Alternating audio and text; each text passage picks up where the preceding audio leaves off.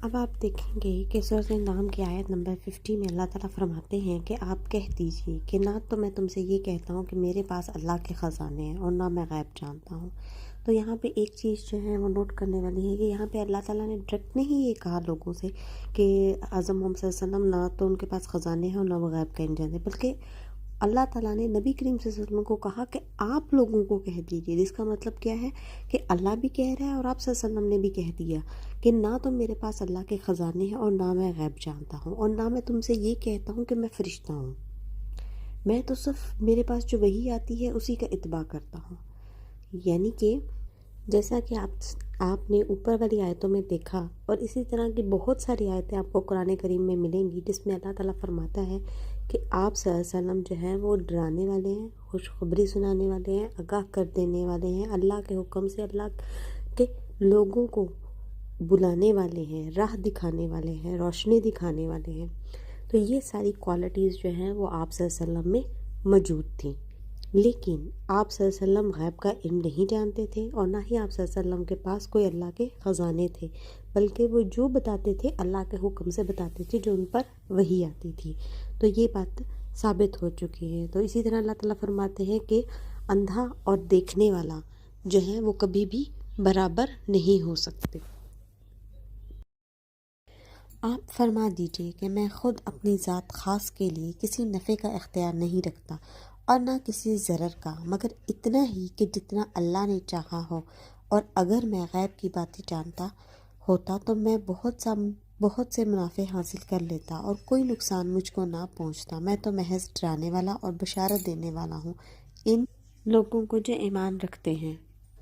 یہ آیت اتنی کلیئر ہے کہ اس کو کسی بھی ایکسپلینیشن کی ضرورت باقی ہی نہیں رہتی، کہ اللہ تعالیٰ آپ صلی اللہ علیہ وسلم سے خود فرما رہے ہیں کہ آپ لوگوں کو یہ بتا دیجیے کہ میں اپنی ذات کے لیے بھی کسی نفع کا یا نقصان کا اختیار نہیں رکھتا، مگر اتنا ہی جتنا اللہ نے چاہا ہو، اور نہ ہی میں غیب کا علم جانتا ہوں،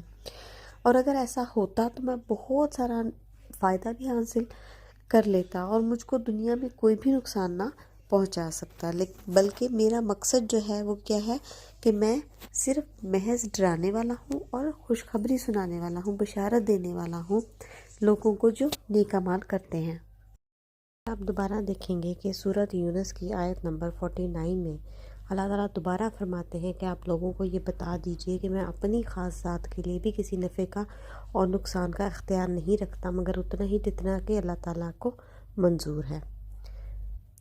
اس کے علاوہ جب آپ صلی اللہ علیہ وسلم نے اپنی رسالت کا اعلان کیا تھا تو قریش اور اہل کتاب کے لوگ جو تھے وہ آپ صلی اللہ علیہ وسلم کے پیچھے پڑے ہوئے تھے کہ آپ بتائیں کہ قیامت کب آئے گی، ہم پر عذاب کب آئے گا اگر ہم آپ کی نافرمانی کریں گے۔ تو بہت سارے ایسے وہ سوالات نبی کریم صلی اللہ علیہ وسلم سے پوچھا کرتے تھے۔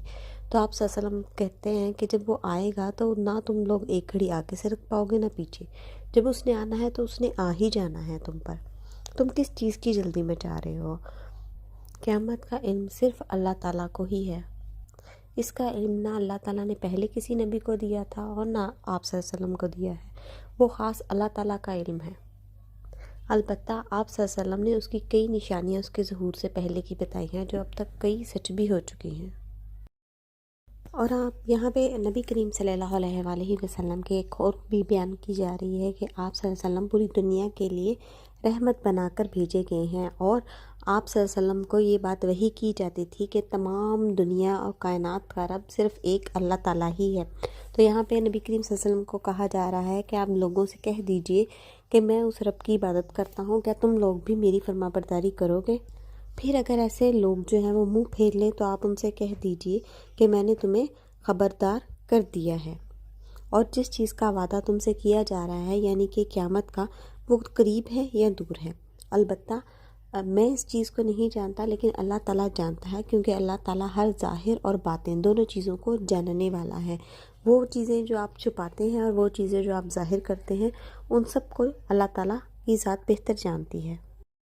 تو یہاں پہ آپ دیکھیں گے کہ اللہ تعالیٰ نے نبی کریم صلی اللہ علیہ وسلم سے کہا ہے کہ آپ کہہ دیجئے کہ میں تو تم جیسا ہی ایک انسان ہوں،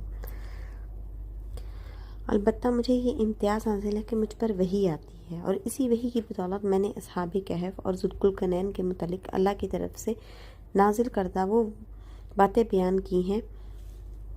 جن کی حقیقت افسانوں میں گم ہو کر رہ گئی تھی۔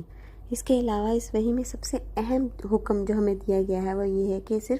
ایک اللہ کی عبادت کریں اور اس کے ساتھ کسی کو شریک نہ ٹھہرائیں۔ یہاں پہ ایک اور بات کی جا رہی ہے کہ جسے بھی اپنے پروردگار سے ملنے کی آرزو ہو اسے چاہیے کہ نیک اعمال کرے اور اپنے پروردگار کی عبادت کرے اور اس میں کسی کو بھی شریک نہ کرے۔